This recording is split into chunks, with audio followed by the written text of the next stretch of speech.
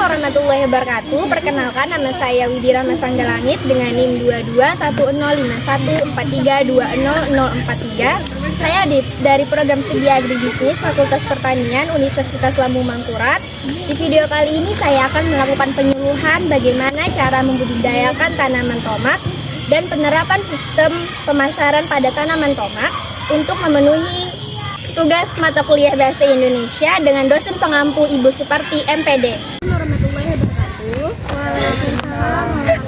Gitu juga. Sudah kali apa? Bagaimana kabarnya pagi ini? Baik. Sebelumnya, izinkan saya untuk memperkenalkan diri. Nama saya Widira Masanggalangit dari program studi agribisnis Fakultas Pertanian Universitas Lambung Mangkurat. Di sini saya akan melakukan penyuluhan kepada kalian tentang cara membudidayakan tanaman tomat dan penerapan sistem pemasaran pada tanaman tomat. Sebelum masuk ke penjelasan materi, saya ingin mengucapkan terima kasih kepada kakak-kakak sekalian yang telah bersedia meluangkan waktunya untuk mengikuti kegiatan ini.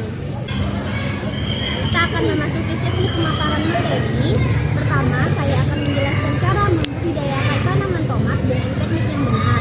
Sebelum saya melanjutkan pemaparan materi selanjutnya, apakah kakak-kakak sekalian tahu nama lain dari buah tomat? Tidak tahu.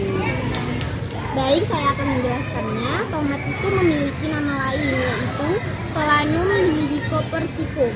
Tomat adalah tanaman hortikultura dan bernilai tinggi. Tumbuhan ini memiliki buah berwarna hijau, kuning, dan merah dengan siklus hidup yang singkat, di mana dapat tumbuh setinggi 1-3 meter. Selain dikonsumsi sebagai sayuran dan buah, tomat juga diberdayakan sebagai bahan dasar kosmetik dan obat-obatan. Oleh karena itu, perlu diperhatikan dalam menanam tanaman tomat supaya buah tomat dapat tumbuh dengan baik, terhindar dari gangguan hama dan penyakit, sehingga produksi maksimal dapat ditingkatkan. Apakah ada yang ingin bertanya dari kakak sekalian? Saya ingin bertanya, perkenalkan, nama saya Fiona. Jadi di sini saya ingin bertanya, bagaimana tanaman buah tomat dapat menghasilkan buah dengan baik dan terhindar dari gangguan hama maupun penyakit?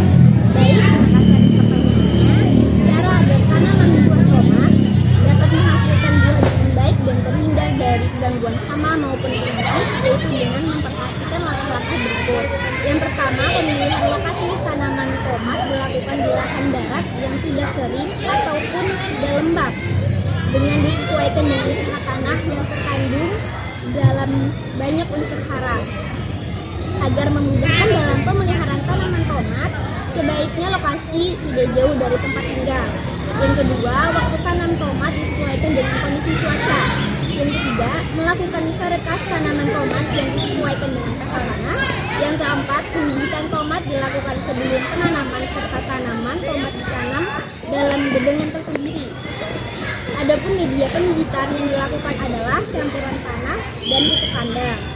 Jangan lupa bibit yang dapat dipindah ke lapangan hanya setelah berumur 25-30 hari setelah tanam. Yang kelima, menyiapkan lahan dengan cara membersihkan lahan, melakukan pembajakan dan pembuatan bedengan dengan benar dengan lebar 80 cm dan panjang yang disesuaikan. Yang keenam, melakukan penanaman dengan jarak 40 x 30 cm. Yang ketujuh, menggunakan penyangga bambu dengan jarak kurang lebih 1 meter, kemudian diikat dengan tali pada pangkal dan ujung tiang. Yang kedelapan, membuang cabang yang ada pada setiap daun atau perempelan pada umur 1 bulan.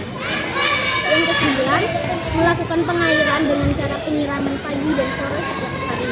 Yang kesepuluh, melakukan pemupukan yang disesuaikan dengan lokasi dan pH tanah seperti pemberian NPK sebanyak 15 kilo dan KCl sebanyak 10 kilo dan pemberian pupuk susulan sebanyak 2 kilo NPK, 2 kilo KCl, 2 kilo ZPP yang diberikan di kandungan batang tomat dengan jarak kurang lebih 5-10 cm.